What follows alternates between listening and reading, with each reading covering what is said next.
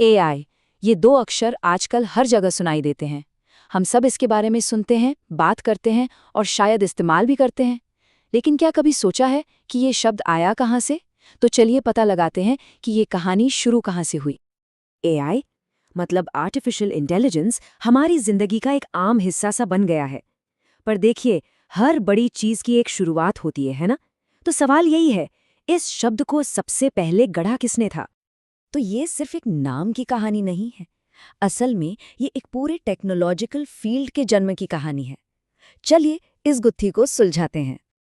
तो चलिए पर्दा उठाते हैं उस नाम से और जानते हैं उस साल के बारे में जिसने टेक्नोलॉजी की दुनिया को हमेशा के लिए बदल दिया।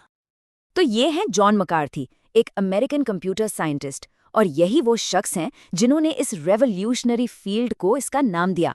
पर सिर्फ नाम ही नहीं, वो साल भी बहुत ही ज्यादा खास था जब ये सब हुआ। हाँ, साल था 1956। तो ये दो चीज़ें याद रखिएगा, जॉन मैकार्थी और 1956। ये एक तरह से एआई का बर्थ सर्टिफिकेट है, कह सकते हैं। इसी एक पल ने आने वाले कल की नींव रखी थी। तो आखिर ये इतनी बड़ी बात क्यों थी? देखिए, ये सिर्फ एक नया शब्द नहीं था। ये एक आइडिया को, एक मूवमेंट को एक पहचान देने जैसा था। इसने जो बिखरे हुए आइडियाज थे ना, उन सबको एक झंडे के नीचे लाकर खड़ा कर दिया। और ये वाकई एक महत्वपूर्ण मील का पत्थर था। इस नाम के साथ ही एआई को ऑफिशियली एक एकेडमिक और साइंटिफिक फील्ड के तौर पे पहचान मिली और रिसर्चर्स को काम करने के लिए एक कॉमन गोल मिल गया। ठीक है, तो नाम और उसकी शुरुआत तो समझ आ गई, पर ये आर्टिफिशियल इंटेलिजेंस आखिर है क्या? मतलब इसकी परिभाषा क्या है? चलिए इस पर एक नज़र डालते हैं।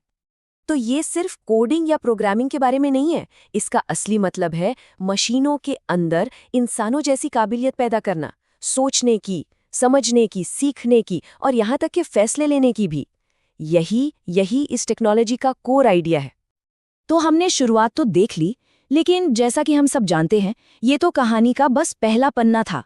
1956 के बाद से एआई ने एक बहुत लंबा सफर तय किया है और इसकी कहानी वो तो लगातार लिखी जा रही है।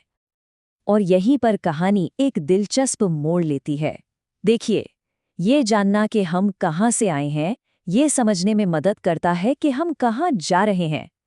तो अब सवाल ये उठता है कि एआई की इस कहानी का अगला चैप्टर क्या होना चाहिए? क्या हमें इतिहास में और गहराई में जाना चाहिए, शुरुआती प्रोग्राम्स, या फिर आईबीएम के डीप ब्लू जैसे माइलस्टोन्स को खंगालना चाहिए, या फिर आज पर फोकस करके एआई, मशीन लर्निंग और डीप लर्निंग के बीच का जो बारीक फर्क है उसे समझना चाहिए? सच कहूं तो दोनों ही रास्ते बड़े दिलचस्प हैं और दोनों ही इस इनक्रेडिबल कहानी का जरूरी हिस्सा है। सोचने के लिए एक मजेदार सवाल है ना?